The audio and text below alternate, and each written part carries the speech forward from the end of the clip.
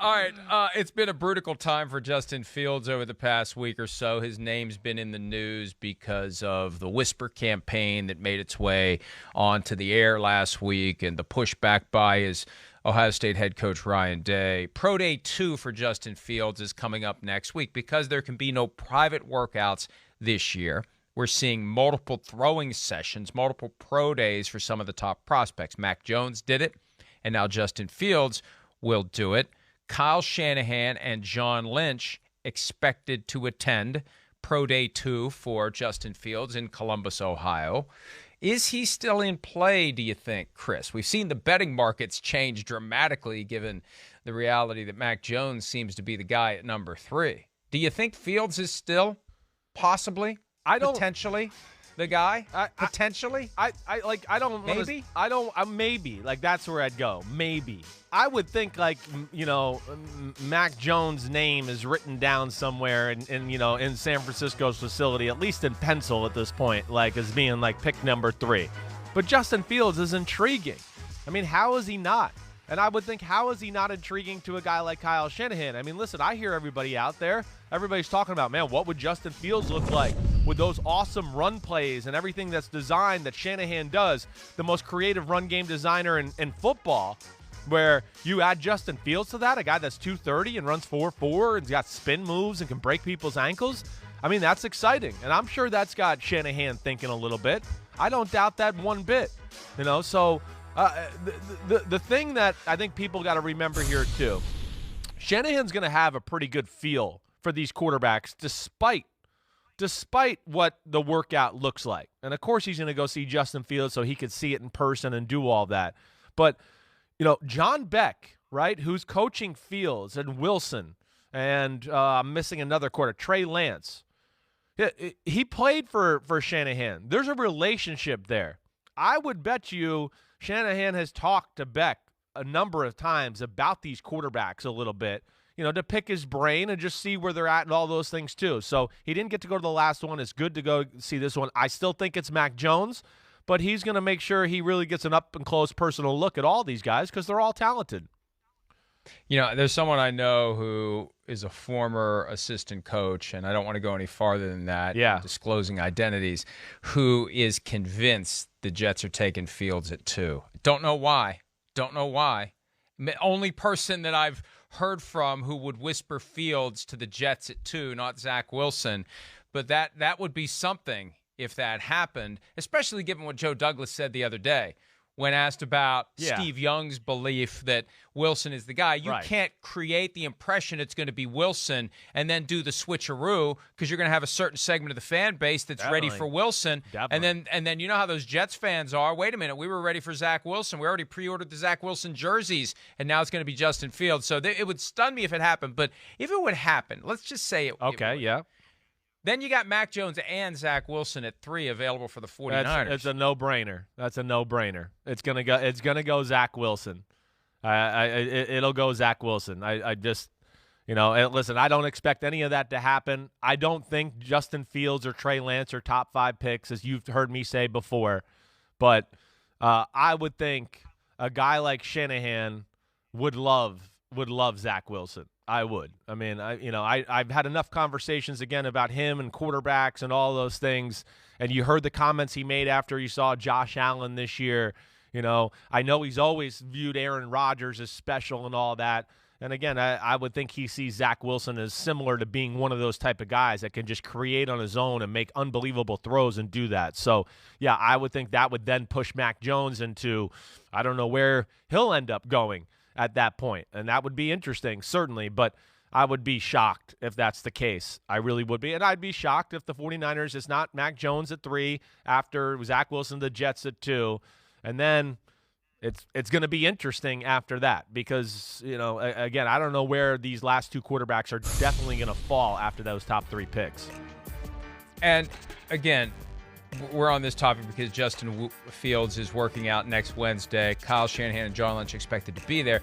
If Robert Saleh and Joe Douglas happen to be there in Columbus for Pro Day 2 for Justin Fields, that's when that talk will get stirred up. That are they, just like we're saying, are definitely the 49ers considering Fields instead of Jones at 3? I think people would say, if Saleh and Douglas show up, are they considering Fields instead of Wilson at 2, or are they just doing their due diligence? Again, they don't have to be coy. We saw yesterday how relaxed Joe Douglas now is because he runs the board after Trevor Lawrence. He doesn't have to play games. He's not going to trade that pick. I saw a report yesterday, and I know that we're in the low point between free agency and the draft, and every little thing that is otherwise obvious becomes news. The Jets aren't getting many calls about number 2. Well, of course not. Of course not. Especially now that they've traded Sam Darnold. They're not giving up pick number 2 at this point. They traded away their starting quarterback. They're not giving it up. Don't waste your time. So, yeah, it's news, but sometimes you don't need to be told that the sun came up this morning. You just know that it did. Anyway. Right. Now, I hear you there. Now, to me, again, Mike, I know we've talked about this a little bit. The real interesting thing, and Nicole, if you could throw up that graphic of the picks again. I mean, this is where the draft is awesome. Yeah, I'm expecting Lawrence, Wilson, Mac Jones off the board, the top 3. Then you get to 4 with the Falcons, right? That one's interesting. You know, everybody says they're going to go Trey Lance, or at least that thinking is out there in the NFL community very strong. You know, I don't know if I'm behind the fact that I think they're definitely going to do that yet. But you look at them, and then, you know, I'm just asking you out of this. We know the Panthers aren't going quarterback anymore. Do you think the Lions, after just making that trade for Jared Goff, because I know some people think that, like, maybe they might be in on Justin Fields and all that. We'll see. Maybe that they're at the pro day. But do you think the Lions would do that after making that trade and doing what they're doing right now? I think they definitely would consider it, especially given the Ohio State connection to Chris Spielman. Right? Mm-hmm. I think it would be difficult for Chris Spielman to say no to Justin Fields if he happens to be there at number 7. And look, the Jared Goff trade was in part a Brock Osweiler trade. You get 2 1s and a 3 for Matthew Stafford, and to take on the abomination that is the Jared Goff contract. Yes. Because the Rams tucked it into the Stafford trade. And they could have gotten more, the Lions could have, for Stafford from another team. But they got even more by taking on the Goff contract. They could justify using that pick on a quarterback who becomes the guy in 22 or 23. Now, if he becomes a guy in 22, they're going to be paying Jared Goff a lot of money to not play. But nothing stops them from doing it. And if it is Justin Fields, how strong will that Ohio State connection pull Chris Spielman in the direction of Fields? And Spielman has a lot more juice in Detroit than people realize. He's got it. Now, there are plenty of chefs in that kitchen right now, including Rod Wood, a guy who said he wasn't going to be involved in football at all, and based upon the things he's been saying publicly, he's damn involved in football. Right. But Spielman's going to have a lot of influence on how that goes down. You mentioned the Falcons. Chris Mortensen reported earlier this week that Terry Fontenot, the GM, wants Trey Lance, and that Arthur Smith, the head coach, wants to stick with Matt Ryan for a couple more years. Look, that's going to be an Arthur Blank call, folks, and we're getting closer and closer to the draft. One thing we have to remember, even the owners who don't act like they meddle have final approval ultimately, and who cares what the contracts say? If you want to remain employed over the long haul, and if you want to have a good relationship with the billionaire who owns your team, you make damn sure that that person is on board with who you're using a top 10 draft pick on. That's right. That's the way it works. So what are they going to do? They're going to do whatever Arthur Blank wants to do. That's how that dispute is going to be resolved. They're not going to go hash it out over a bowl of chili at Panera. They're going to get it worked out by letting the owner make his preference known. And as I've said time and again, one of the privileges of being the owner is you never have to get your hands dirty by saying, go draft this guy. They have a subtlety. They have a nuance. They have a way of making what they want known. And when you have Rich McKay as the buffer between Fontenot and Smith, it's one conversation between Blank and Rich McKay. And the next thing you know, Rich McKay goes to see his 2 guys, and he says, I think this is what Mr. Blank wants, and that's the way it goes. Right, he's the consigliere there. It's you know, what's his name on The Godfather? Hayden. Tom Hagen. Tom Hagen, right. Tom Hagen. Right. Well, which has been on TV the last few nights. I've been watching little bits and pieces. But, I hear you. I would think in that type of decision, yes, the owner is going to stick his nose in a little bit. And quarterback's such a big position, and the franchise and the direction it goes is so dictated by the quarterback right now in this era of football that, Yeah, I would think a guy like Arthur Blank is going to get involved. But to me, it's the most intriguing part of the draft. You know, I am one that, okay, you know, you hear Mortenson's report, right? I'm one that falls on more of the Arthur Smith line. Like, you got Matt Ryan. He's got 2 or 3 good years left still. He can play that offense, you know, similar to what Ryan Tannehill did in Tennessee. And maybe even, you know, add a few more things into the drop back pass game. You know, and I don't like, you know, again, Trey Lance is a little bit of a project who hasn't played football. I'm just not a guy that's into like projects being drafted in the top 5. That's where I don't believe that. And they could use those resources for other things to help their team at pick 4. You know, so that to me is the interesting thing. And then, you know, back to the Lions too.